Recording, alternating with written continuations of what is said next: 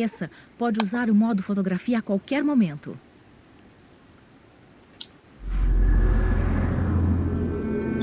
Na nossa aula gameplay de hoje, vamos navegar pela história do Egito Antigo pelo jogo Assassin's Creed, entendendo melhor a importância do Rio Nilo para a civilização egípcia e depois visitar um templo na primeira capital do Egito, a cidade de Mênfis, para entender melhor como funcionava a mumificação.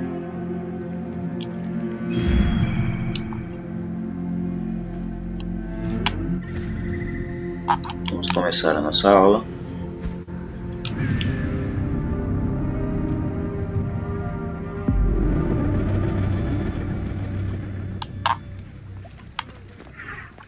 Vamos começar navegando pelas águas do Rio Nilo, entendendo melhor sua importância para a formação da civilização egípcia. Boas-vindas às grandes regiões do Egito.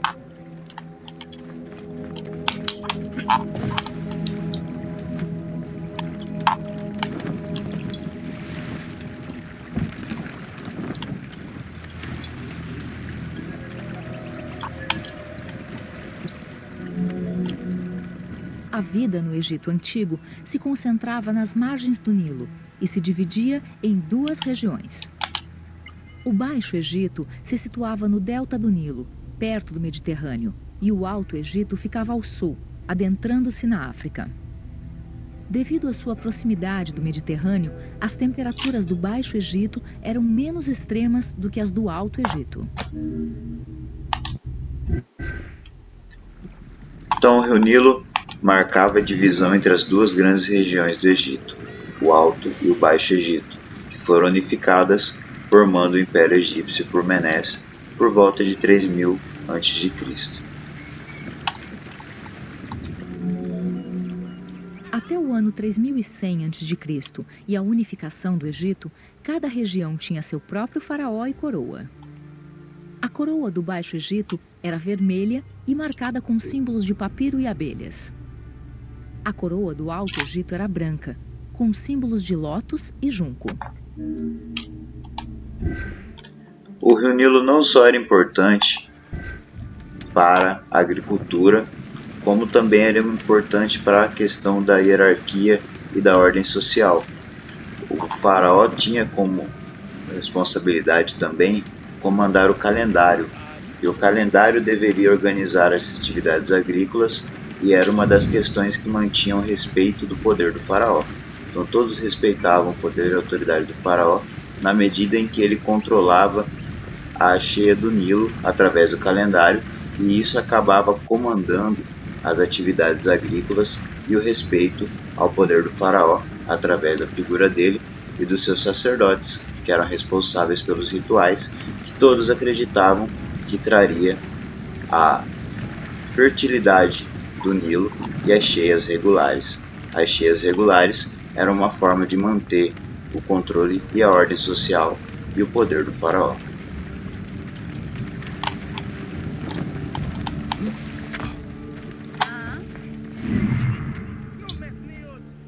Agora vamos conhecer um templo na cidade de Mênfis, em que nós vamos descobrir mais sobre detalhes de como acontecia o processo da mumificação no Egito Antigo.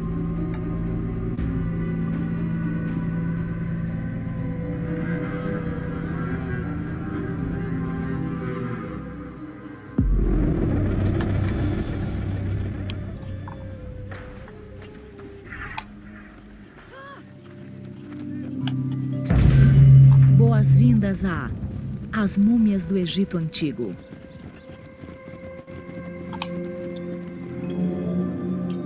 O processo de mumificação usado pelos antigos egípcios era, sobretudo, um ato cerimonial.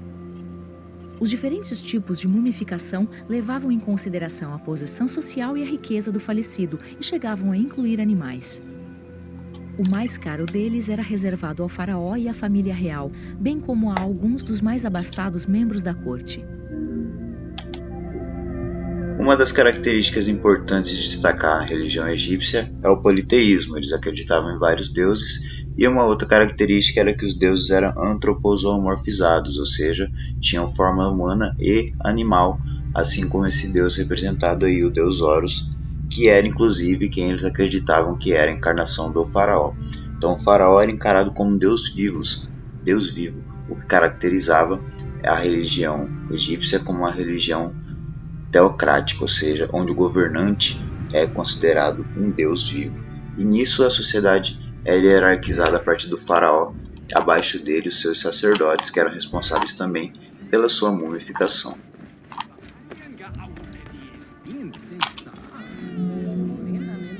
O primeiro passo era a limpeza.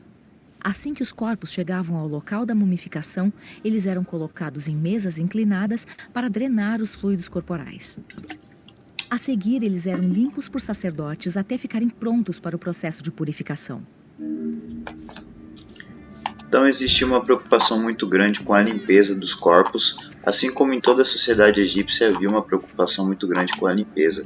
Era muito comum que eles raspassem a cabeça para manter a limpeza e evitar piolhos. A purificação começava com uma libação de água sagrada, então os sacerdotes fumigavam o corpo com resina de terebinto. Após o ritual de limpeza, os sacerdotes usavam óleos, especiarias e essências para purificar ainda mais o corpo do defunto. Por fim, todos os pelos eram meticulosamente removidos.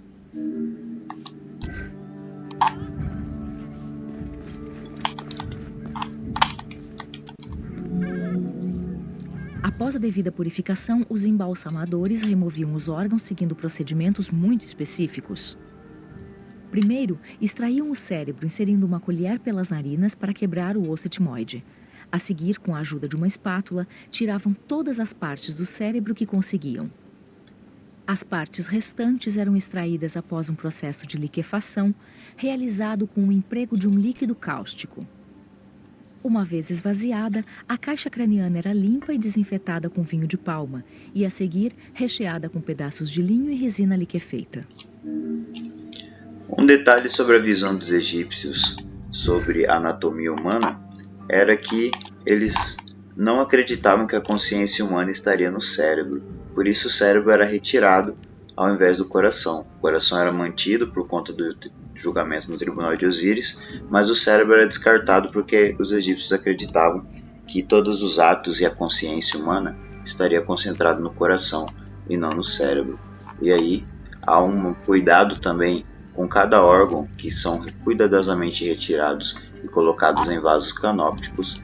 E esses vasos canópticos também fazem parte de uma crença de que esses vasos pertencem a divindades que protegeriam também as vísceras das pessoas no pós-morte.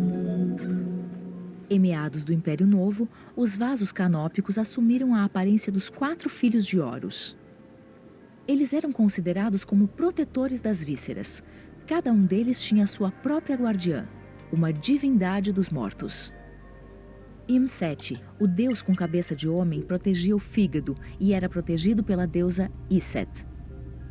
Hapi, o deus com cabeça de babuíno, protegia os pulmões e era protegido pela deusa Neftis. Duamutef, o deus com cabeça de chacal, protegia o estômago e era protegido pela deusa Nith. Por fim, Quebesenuef, o deus com cabeça de falcão, protegia os intestinos e era protegido pela deusa Serket. Além de tudo, temos que considerar também que não era um ritual tão curto, ele levava um certo tempo. Depois disso, ainda era necessário que o corpo fosse hidratado no natrão, esse mineral encontrado em alguns lagos no Egito, e durante 40 dias ele permanece dessa forma aqui, hidratando no natrão, para que depois, somente depois, seja enfaixado em tecidos de linho e chegue ao formato que nós conhecemos, né? Ao formato mais tradicional que nós reconhecemos nas múmias, que é as múmias enfaixadas como nós as conhecemos.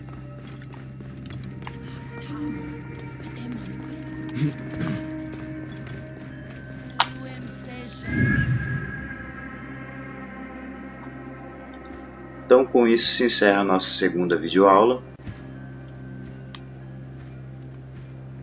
Espero que tenham gostado. Comentem para que a gente continue essa série e divulguem para que a gente tenha mais pessoas estudando sobre essa maravilhosa civilização.